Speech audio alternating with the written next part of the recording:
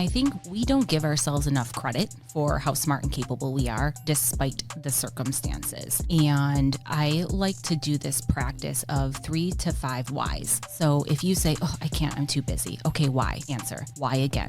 Why again? And dig deeper, because a lot of the time you can actually call yourself out and it gives you permission to move forward and stop making excuses, because there's always a way to figure it out. Sometimes you just need to ask for help and find the right resources. This episode is a little bit different than the normal ones. You are going to hear a show I was interviewed on, Realtors Unfiltered. The host, Anas Latif, is a dear friend and a brilliant entrepreneur. She interviewed me all about money and finances, and not only mindset to consider as you're running your company, but some tips that you may find helpful. Tune in and enjoy. Nicholle, with your background is so diverse. You're a wife, coach, author. What's a lesser known part of your journey that shaped who you are today? I think the reality is it's a compilation of many little things that have happened along the way throughout my life that I have just stacked on time and time again that have made me who I am today. Every failure, everything that I messed up, did wrong, wish I would have done differently, ultimately is something that today I'm grateful for, because they taught me the lessons and the resilience that I've needed to get through everything that built what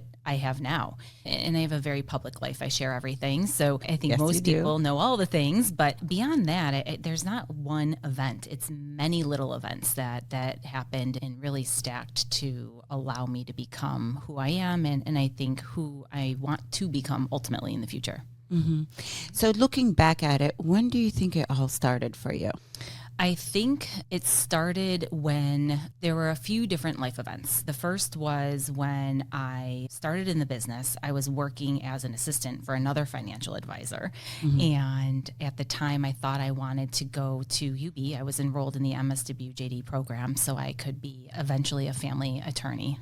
Wow, I did not know that about you. Yes, I was I did criminal justice in undergrad. You know, I was all about it. I really wanted to be the person who I thought my family needed growing up. And then I realized I can't sit still. I was falling asleep in courtrooms. Like, it was just brutal. I hated reading, like all the stuff that you need to be a lawyer.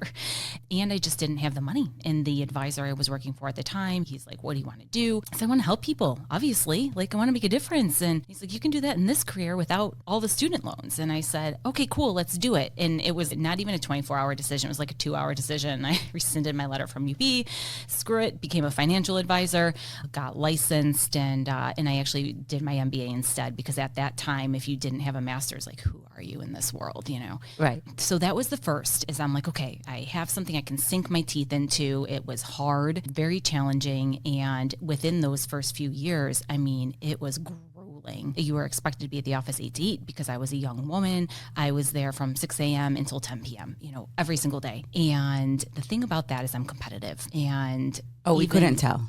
Right, I know. So by the time I was in my third year, I was one of the top 10 financial advisors in the firm. And I started to ask questions, and they didn't like that. Mm-hmm. I started to learn more about the industry and who I wanted to serve and who I wanted to help, and they didn't like that either. And so there was a lot. What did they not like about it? They didn't like that I didn't fit the mold. They mm-hmm. didn't like that I wanted to do full comprehensive planning versus selling a product. Mm-hmm. I started to care less about the sales goal and the thing, and more about the impact, the transformation. Mm-hmm. You know, I had a night where I didn't sleep, and I didn't like that. It was out of alignment. It was out of integrity. And the more I learned about the industry and what I could actually do by talking to other advisors outside of that firm, the more I was like, what am I doing with my life? You know, it was like this huge wake-up call, you know, and a couple conversations that I had. And there was a lot going on there at that same time. You know, it was kind of that Wolf on Wall Street mentality. And so right. I made the decision to leave. And it was a very quick, sudden decision. And very Nicholle. Very immature at the time. You know, I was just like,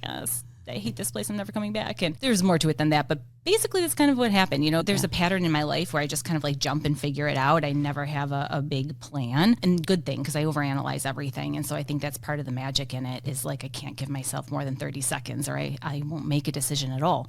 So I did that. And so in moving on and starting my own firm, I realized that we had to do something different and better and provide planning, not a product, provide results, a solution, to listen, just starting to do things differently. And it took a while for me to believe in myself, to have the courage to know that I am worthy of success. And, when you're gaslit for so many years and you're told you're less than, it takes a lot of self-help, books and learning to get there. And so ultimately I was like, I want to be that person that guides other women to know they're worth the effort and they can build wealth and they have someone to trust. And I want women to know that they're capable of more than what they give themselves credit for. So what can I build to get that? Because I don't want someone to feel like me. Mm-hmm. What made you focus on women or feel that you need to service women in that way? Mm-hmm. I think it was many little conversations, myself included, feeling like we don't have a space. We don't have someone to listen to us. We don't have someone to look us in the eye and ask us what we think and feel before they look at our husband or to take us seriously and to really build a space where we can show up and be vulnerable and have conversations around money where it's not taboo. Like, at the time, and this is going back to 2012 when I started the firm, it was still not okay to walk into a room and say, how much money do you make? And have conversations about negotiating and wanting more and walking into a room and saying, like, I want to be bloody rich one day. Like, that was not okay. And now it's more acceptable, but still for women, it's awkward, and it's harder. And it is harder, of course, So I wanted to kind of equalize it and say why, it shouldn't be. It is too much of a big thing to continue to just talk about stats and not move the needle. Enough is enough, and so I hate talking about things and not doing things. So, we built on that. Yeah, I love that. Mm-hmm. And I love that you shifted your focus to service a community, which is women in this case, that's underserved in that area especially, and allow them to be heard. And also, to your point, one size doesn't fit all. So selling a product doesn't make sense to everyone that's maybe in your client book. Everyone is going to need something different depending on their goals, their lifestyle, their needs at that time, and so forth. So I love that about you. Yeah.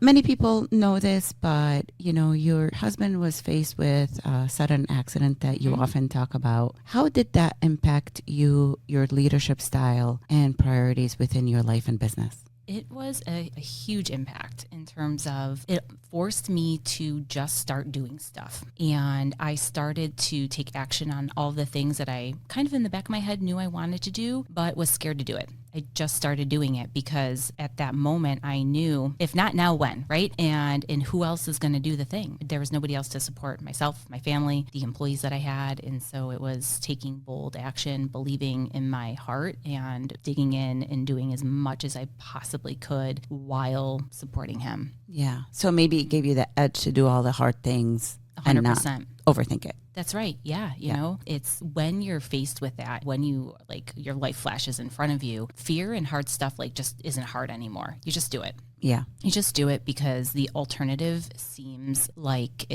insignificant. And why did I care before of the what ifs in that? So you're forced into action and then you get laser focused. And so for me, it ended up being a gift. Nicholle, you often say, and I actually learned that from you myself, that you don't believe in work-life balance, but rather integration and harmony. How does that philosophy help into entrepreneurs like realtors who often juggle, crazy schedules? Mm-hmm.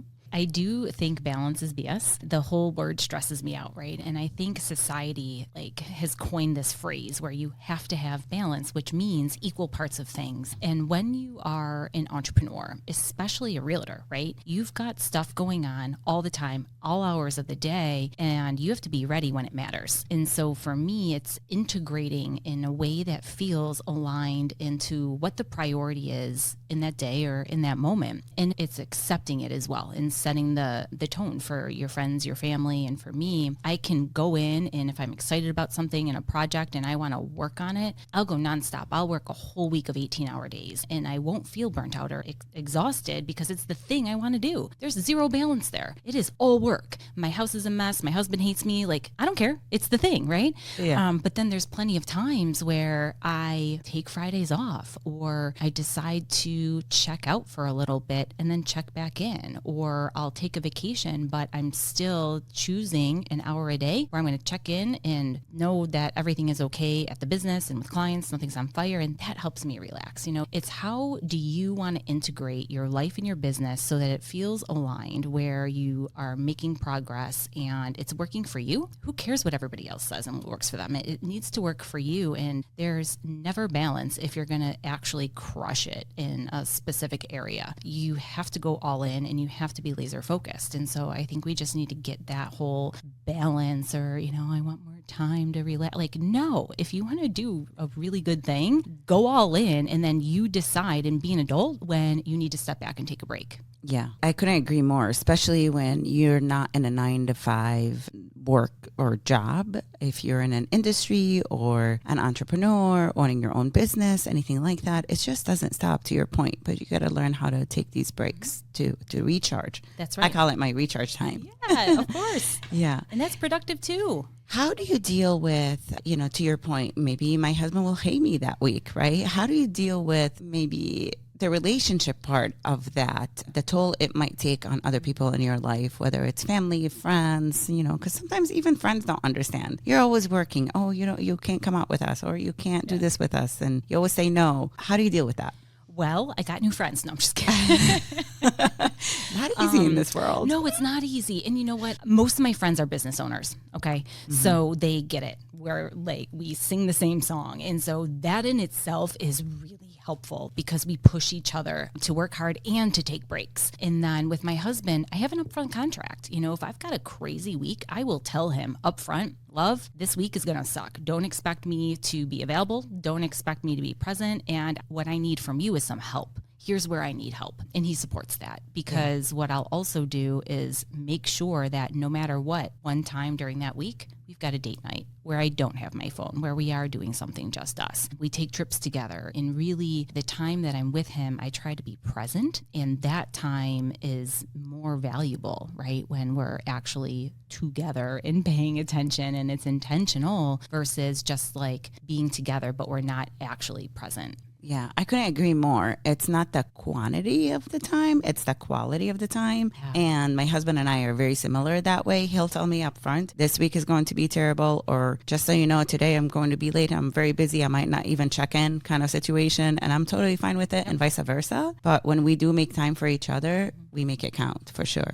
Yeah, I love that. And one of my favorite quotes is, people will rise to the expectations that you set, right? Yeah. So I feel like as long as we set that expectation with our friends, our family, our clients, they're okay with it. And, in return, I ask for the same thing. Right. Just what should I expect? And I'll be okay with that. Yeah. And I reciprocate it, right? Mm-hmm. Whether it's a friend or husband or whatever. But a lot of moms have mom guilt with that. And I raised 2 kids myself, being a realtor. There were some challenging moments, some moments also where I did feel that guilt, or maybe my kids didn't understand, and then that made the situation worse. But for the most part, I was able to somehow make it work, and they turned out perfect. But what advice would you give moms who feel that mom guilt? Well, coming from someone who's not a mom, I just say figure it out. I'm just kidding. It's kind of brutal.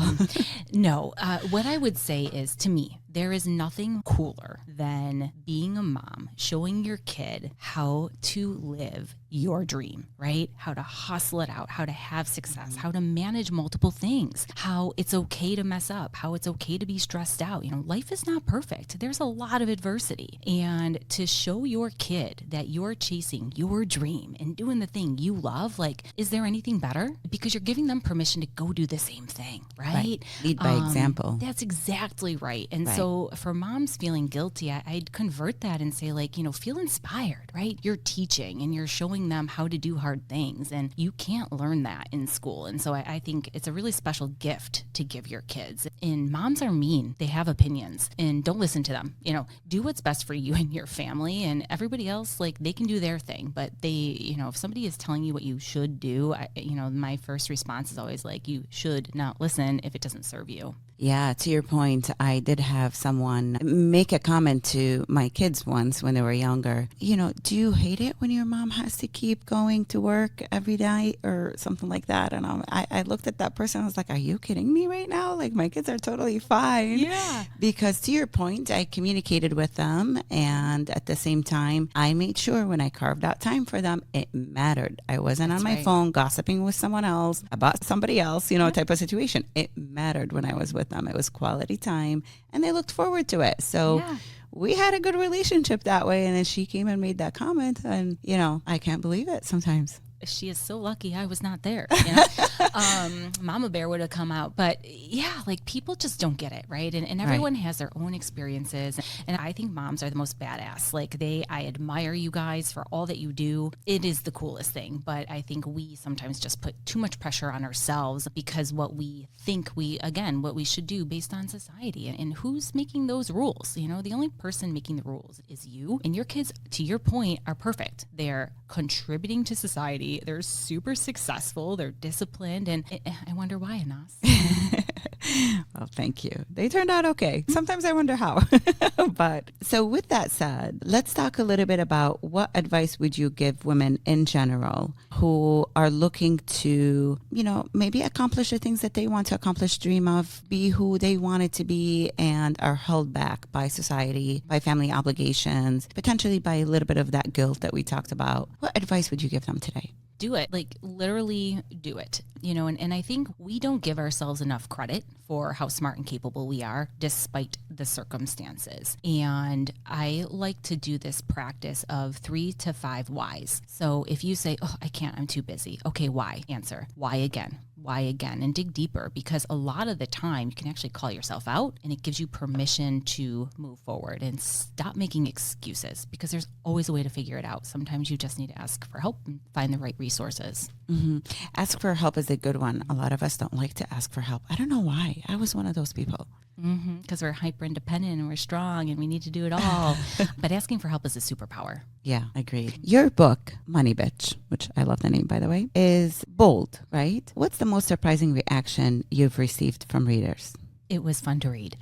You pick up a money book and you're like, this is going to be boring, and why would I want to read it? And people are really excited after they're done because it's a bunch of different stories. So you can relate to it. You can see yourself in it, which was the purpose. We want people to read it and take action on something significant. Yeah. So learn from the stories. That's right. I love that, because talking about money could be very boring at the same time. How can realtors, entrepreneurs, or anyone who's independent contractor leverage the mindset of coaching to better advise clients or manage their own business and their own financial goals? I think the most important thing to realize is that when you hire a coach, you pay for speed. So yes, you can probably figure it out on your own, but it might take a lot longer and be more painful and frankly more expensive, right? So you are paying for someone to help you get to your goal quicker, to call you out on your shit, hold you accountable, but then also give you those shortcuts. Because a big thing that I coach on and teach others is literally experience shares, things that I have done in the past and learned from and saw and overcame. And so you take decades of experience and shorten it up, and then you give them the way. And then it's easy to see things that you aren't seeing when it's not you. So I think leveraging that person to help you be what you're capable of becoming quicker, because they see it before you do, and holding you to that higher standard is so, so valuable. Yeah, I couldn't agree more. Even coaches need coaches too, right? So I experience the same when I'm coaching my agents on my team. And that's exactly what I tell them. I'm just giving you the shortcuts. So you're not making the same mistakes and having to figure it out as I had to. But yeah, exactly the same. It's so funny. But I personally still need coaching, right? That's right. I need to know how to run the business, how to coach better, how to do many things that I could use my coach for. That's right. And I always have a coach too. And it's a growth mindset. It's honing in on your craft. There's always a way to get better. And that's a huge part of it, and I think that's the cool thing when you're doing it. You're never going to know everything, right? So hire somebody who knows something that you don't, and then grow from that, right? And keep getting better. Yeah, there's always opportunities to learn. When you stop learning, you start sinking, in my opinion. 100%. Yeah. The most important thing I feel that a lot of people overlook when they're making sales and making money or running a business and it's making money is not realizing that maybe they need to diversify their income from different sources. It's very important that they think about their future. And do they have retirement funds? A 9-to-5 job offers you a lot of benefits and things like that an entrepreneur may not have, or a salesperson like myself or independent real estate agent, may not have. What's your advice to that type of person, and where should they start? What should they look at? Mm-hmm. It's really important to understand the risk that you have on the table. So that's twofold. It is on the personal side, and what if you can't make money anymore? What do you have to fall back on?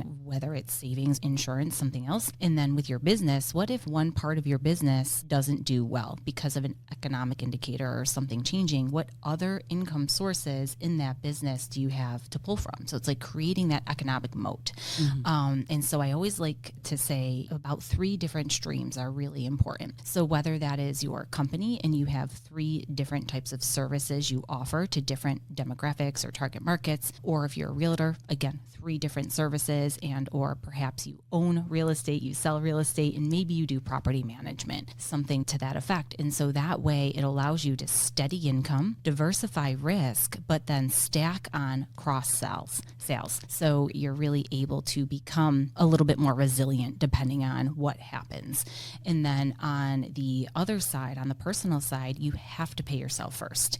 And what I mean by that is it's easy to, number one, forget to set aside money for taxes. Got to do that. But you get these big slugs of cash and you feel like you're super rich and you spend it all and then you're like, I'm poor again. This is probably more so for realtors, but entrepreneurs sometimes too, just depending on the cycle. So you really want to understand how much you need to set aside for the lulls in business, for reserves, who you may need to hire, business growth, and then of course your retirement. You have to create your own benefits. So what does that look like for future you? And really starting to do it in percentages versus fixed dollars, because your income's variable. So it allows you to do it in a really sustainable way. And even if it's a small amount, even on some months, it's the habit that matters most, because you begin to build that snowball and you will be shocked as to how quickly it grows, but also how grateful you are when life doesn't go as planned. So what are some of those investments that people should start building for retirement?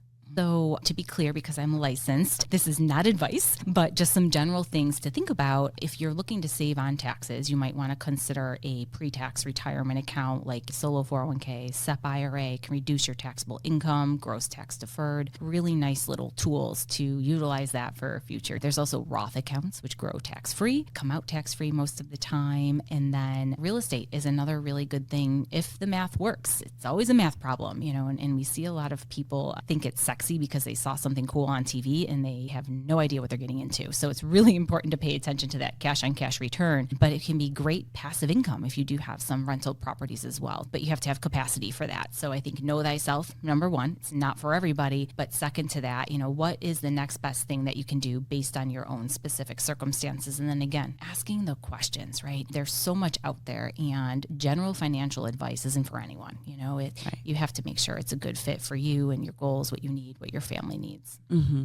And that's what I love about working with you, is you look at the full picture, and you're not only looking at, where can I sell you a product that you can consider an investment and this is it. You look at the full picture. You incorporate real estate investments in there too for someone, which if it's a good fit, it's a great one as well. Nicholle, I want to thank you so much for being with us today. Your insight on resilience, financial clarity, and mindset are incredibly powerful, just like you. And I know our listeners, especially the realtors and entrepreneurs out there, are walking away with a lot to think about. So before we go, where can people connect with you, learn more about coaching, or grab your book, or bring you in as a speaker, which we didn't even get a chance to talk about that, but you are a speaker as well.